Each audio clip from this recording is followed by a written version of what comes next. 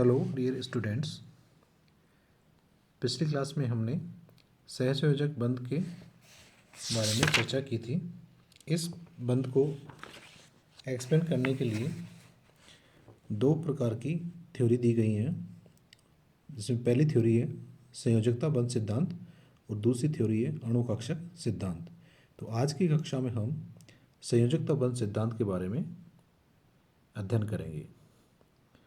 यह सिद्धांत सर्वप्रथम 1927 में हाइटलर व लंदन ने दिया था और बाद में इसे 1933 में पॉलिंग तथा स्लेटर ने इसमें कुछ सुधार एवं विस्तार करके एक मॉडिफाइड थ्योरी दी, जो परमाणुीय कक्षकों के रेखीय संयोजन linear combination of atomic orbitals पर आधारित है।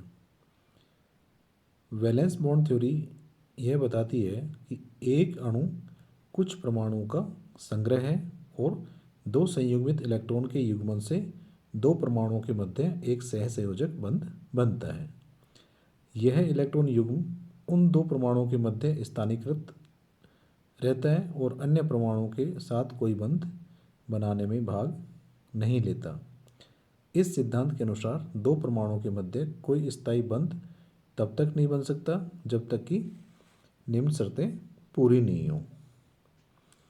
पहली शर्त है परमाणु के कक्षक ऐसी दिशा में एक दूसरे की ओर बढ़ें कि अतिव्यापन अधिकतम हो, और दूसरा है कि अतिव्यापन जितना अधिक होगा बंध उतना ही प्रबल होगा।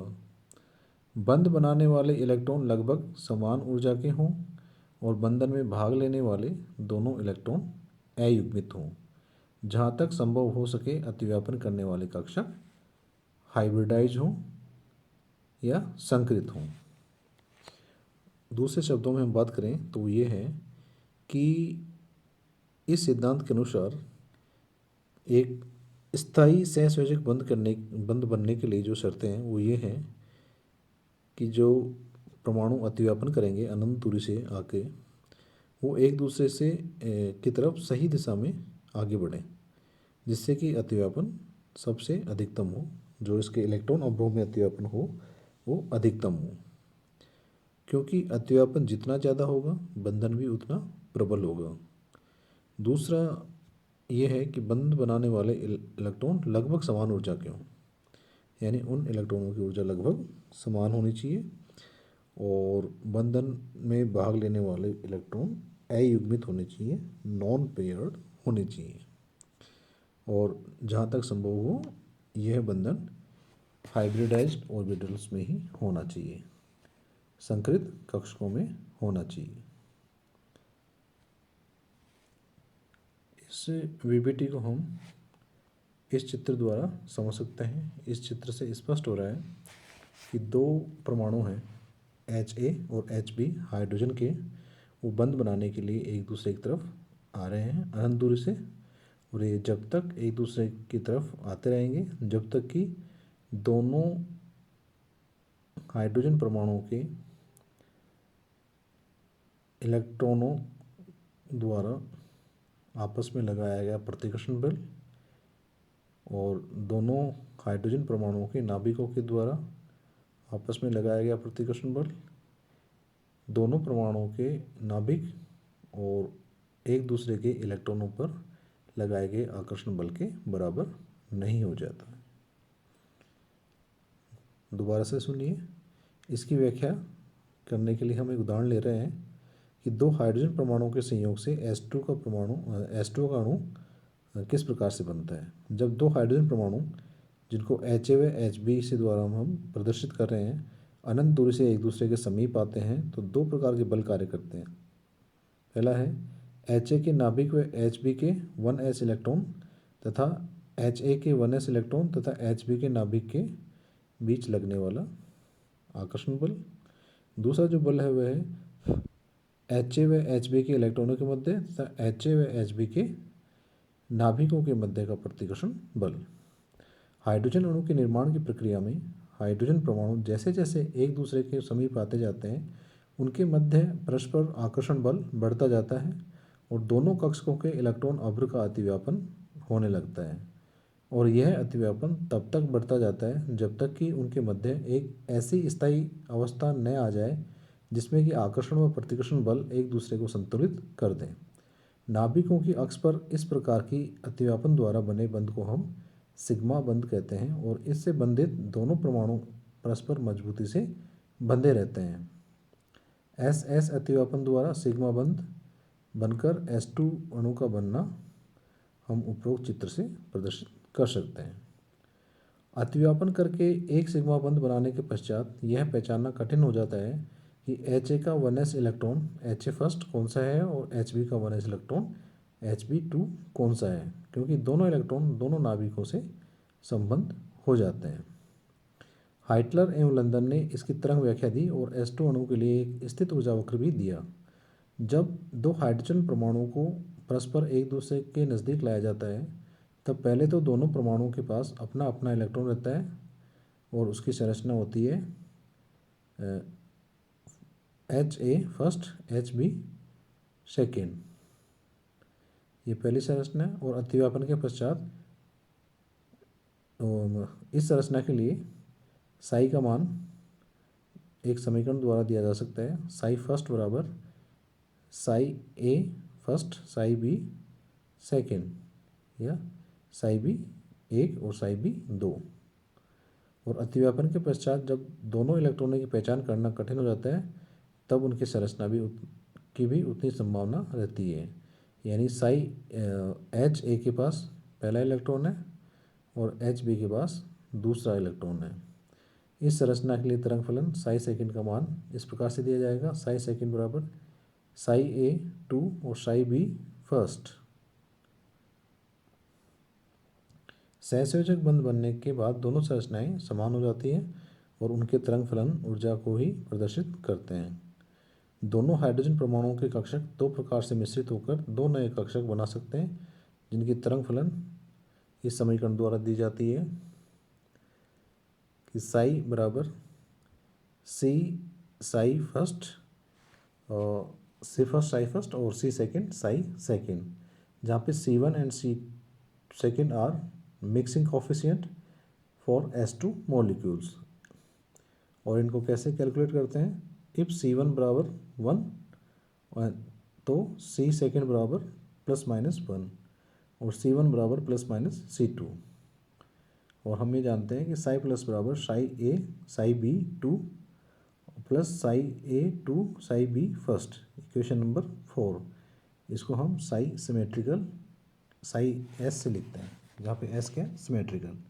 और दूसरा साई माइनस बराबर क्या होगा, Sai A first Sai B 2 और साई A 2 साई B 1 और ये है साई A यानी एंटी बॉन्डिंग।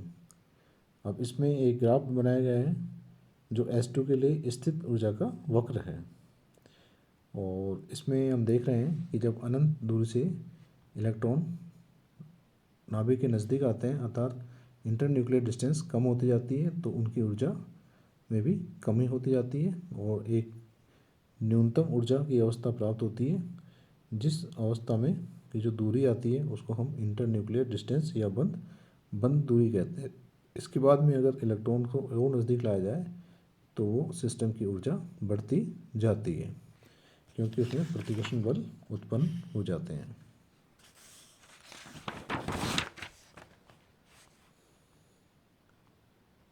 इसके आधार पर हम E की वैल्यू एक्सपेरिमेंटली ज्ञात कर सकते हैं। अब है इम्पोर्टेंट सजेस्टेड बाय पॉलिग। पॉलिग ने क्या सजेस्ट किया कि जो एक्सपेरिमेंटल वैल्यू है इसकी S2 मॉलिक्यूल के लिए E0 की वो 4.7 इलेक्ट्रॉन वोल्ट है, जबकि RAB बंध की दूरी है 0.74 एंगस्ट्रॉम। तो इसके लिए पॉलिग ने क्या सजेशन दिया, Pauling suggested 2 additional ionic structure third and fourth in which both the electron first and second are attached to one atom.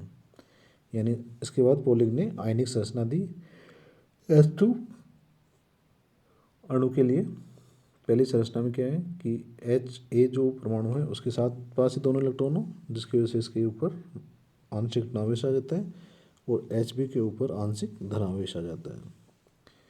इसके बाद एच बी, इसमें एच ए के ऊपर आंशिक धनावेश और एच बी के ऊपर आंशिक ऋणावेश, क्योंकि दोनों इलेक्ट्रॉन किसके पास हैं, एच बी के पास।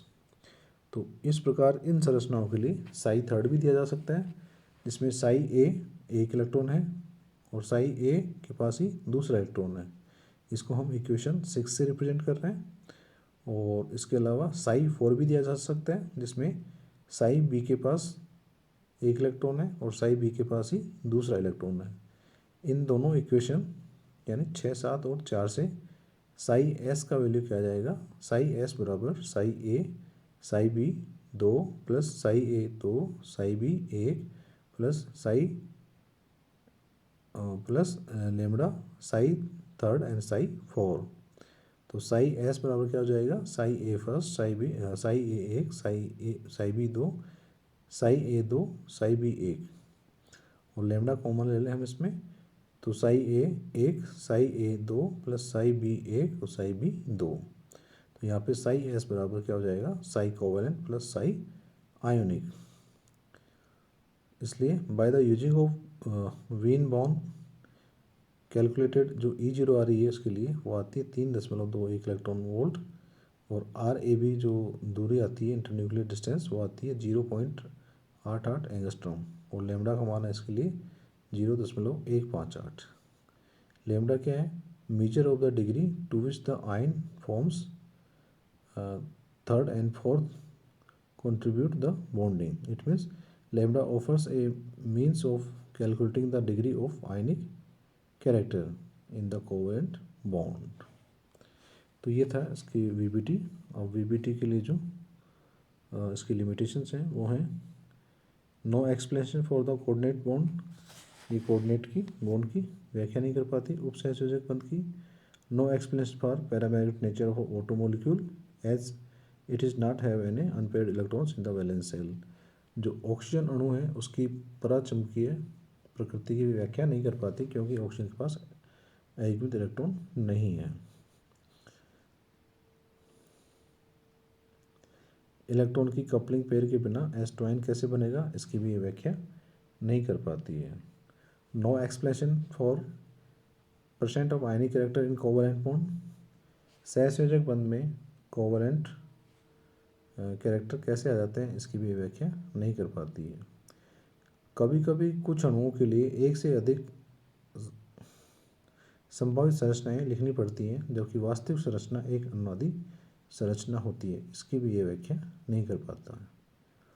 Cannot explain the bonding in electron deficient compound and intermetallic compound. जो इलेक्ट्रॉन डेफिशिएंट कंपाउंड है जैसे BF3 BlCl3, इनमें बंधन की व्याख्या नहीं कर पाता है।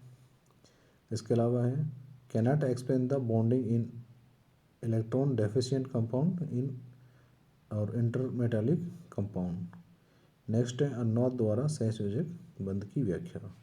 अनुनाद के द्वारा भी हम सहसंयोजक बंध की व्याख्या कर सकते हैं, ये हम पढ़ेंगे अगली कक्षा में।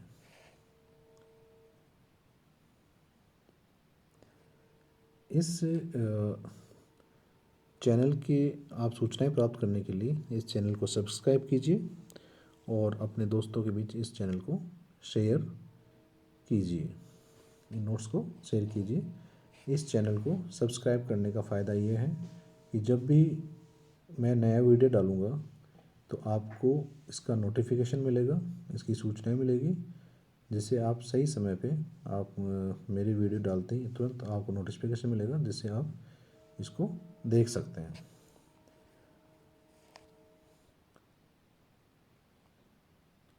अगर आपने इस चैनल को अब तक सब्सक्राइब नहीं किया है तो इसको सब्सक्राइब करें, इसको लाइक करें और अपने फ्रेंड्स में इसको शेयर करें। तो हम मिलेंगे अगली कक्षा में अनुनाद द्वारा सहसंयोजक बंध की व्याख्या का टॉपिक हम उसमें क्लियर करेंगे।